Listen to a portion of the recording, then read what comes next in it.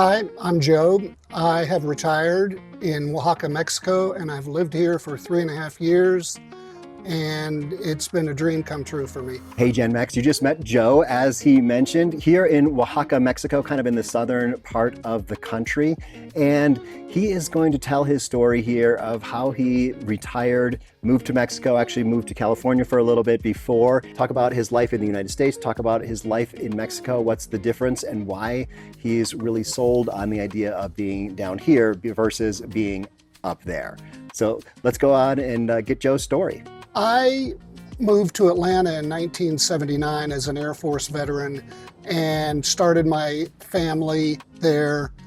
I was married and had a son, had a home in the suburbs, and was in the high technology business.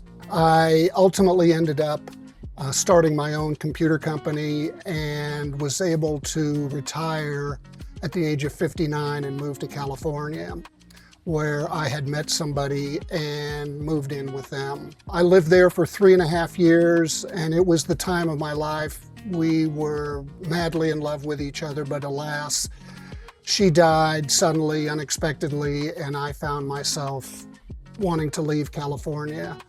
I actually went back to Atlanta for 11 months and moved in with some friends who had told me about Oaxaca. So we came down here on an exploratory trip for 3 weeks here in the city of Oaxaca and 5 days at the coast.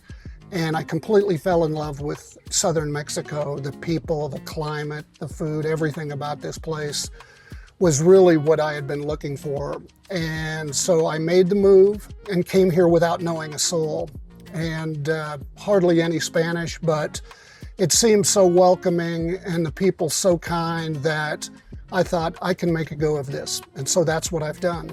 Perfect. Let's get into the details of what it looks like here. We're sitting in this gorgeous courtyard here where Joe lives. So let's let him describe the place where he's living. So when I moved to Oaxaca, I enlisted the help of a newfound Mexican friend who helped me find this place. It's in Centro, and it's only about a 15-minute walk to the city center, and it's perfect for me. It's safe. It's a gated community of 5 buildings with 2 apartments each. I have a 2-bedroom apartment that is furnished and very comfortable, albeit small, and my rent is 14,800 pesos per month.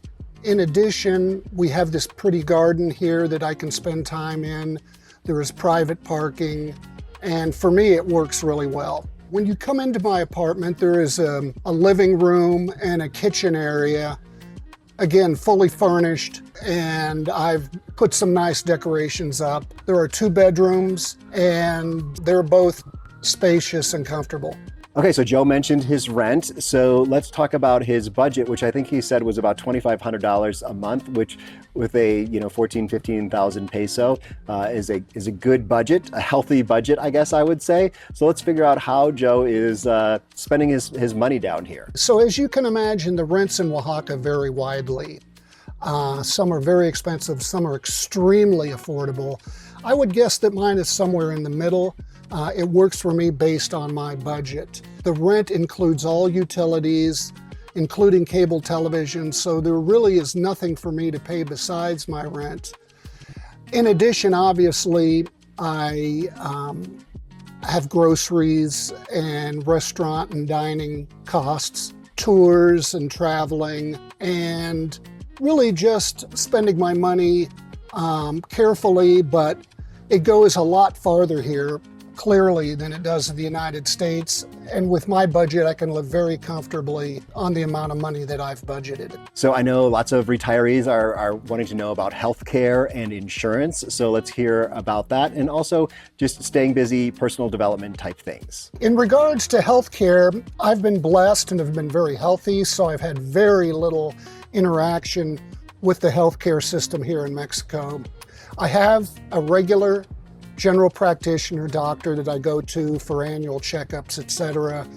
And the costs are incredible compared to the United States. For example, he wanted to get a chest x-ray from me, so I went to a local hospital on his bequest. It cost me $25 to have a single chest x-ray. The doctor visits are also amazingly inexpensive. Teeth cleanings, all of these kind of services are very, very affordable. So I don't see the advantage of buying insurance for me personally, because I also have the Veterans Administration back in the United States. If I do have something that I can get there and get taken care of, it's obviously extremely inexpensive as well. So I'm fortunate in that my medical costs altogether are very minimal. I spend a lot of time and effort on what I call personal development, becoming the best version of me that I can become, and have had tremendous success with that. A big driver for me is the community and giving back. I've been blessed and have gotten a lot, and now is my opportunity to give back to the people in my life, both here and afar. So that's a lot of my focus these days. So that is a great question. What is the best version of you that you can be? Does that involve living in Mexico? Does it involve living somewhere other than where you live right now? Or does it involve staying where you are? So think about that. Let me know down in the comments below. Also, now's a great time to push the subscribe button if you haven't already done that. So QR link here if you're watching on your TV. Otherwise, click the link down below. But let's get back into the story, into more detail about that kind of giving back and personal development. As you can imagine, and many people know, Mexico is not a wealthy country in many ways. There is a lot of need here, and as it's true around much of the world, the need is always greater than the services. So when I walk out my door and look around at my community, I can see the need right in front of my face. And it's easy to get involved. There are a lot of great people, both locals and extranjeros, who are making a difference here. And so for me, that's been a great part of my new life in helping them address some of these problems. It's easy to fall into the white savior syndrome, and I was warned about that before I got here, but I'm still working on that, trying to do what I can do without stepping on toes and imparting my American values on these folks. And it's been extremely satisfying. There are organizations here that help women, that help children. There are a lot of migrants coming through here from other parts of the world on their way to America. So there's a lot that a person can do if they choose to do that. And one of the things I walked by on the way here was the Oaxaca Lending Library, which is cool. I think of it as being similar in San Miguel de Allende. There's something similar, the Lake Chapala Society. That one's like really well established. But let's hear a little bit about just life here and kind of meeting other expats, meeting other extranjeros, meeting locals. One of the great things about the community here in Oaxaca is that the expat community is very vibrant, very involved, and very strong. Arguably, the nexus of that is the Oaxaca Lending Library. It is a place for expats to come together and get involved in a variety of different items. I believe it is the second largest collection of English written books in the country. So it's a fabulous resource, and the people who volunteer and work there are also fabulous. And from there, it's easy to spread out and find a lot of these opportunities to make a difference here in Oaxaca. Yeah, I went to the Oaxaca Lending Library. I've been there a couple of times actually. I got a tour of it. It was just amazing. Over 30,000 books, and it's like it looks small from the front, but then you walk in and it just keeps going back behind some buildings. So it's a great place. There were a number of people hanging out there when I was there. They have a little coffee shop and everything. So and it's located pretty centrally in central of Oaxaca. But let's hear kind of why Oaxaca, maybe a little bit. And yeah, why Oaxaca? It's something that is not the most common destination, I think. I think a lot of people just have problems pronouncing it, so they don't even want to come here because they can't quite figure out what it is.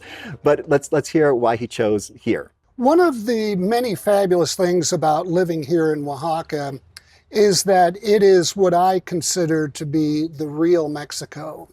It is as authentic as you can get. The culture, the traditions, the history here is simply incredible.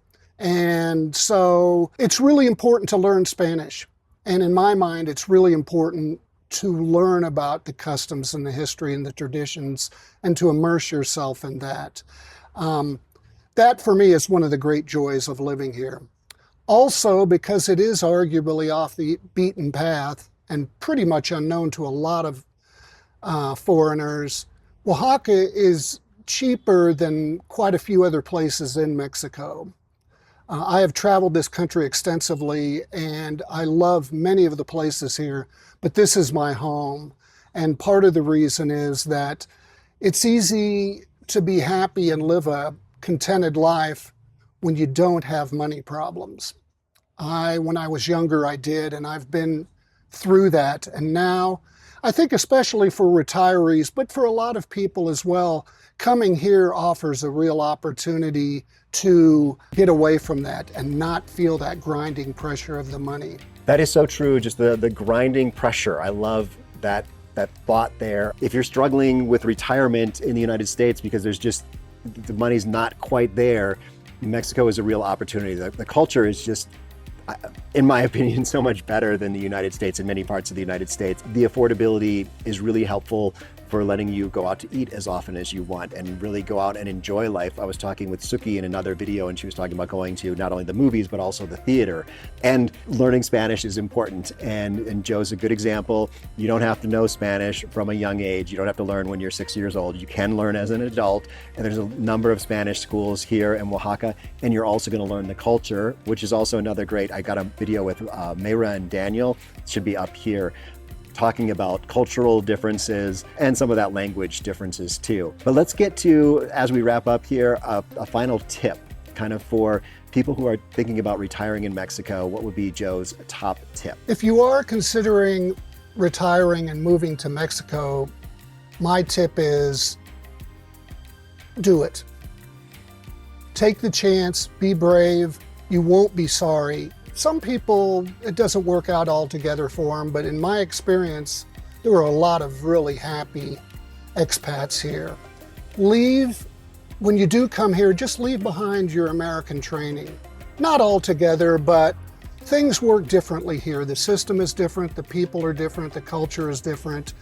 Be open to completely changing your way of thinking about things and doing things. And when you do that, you'll be pretty happy.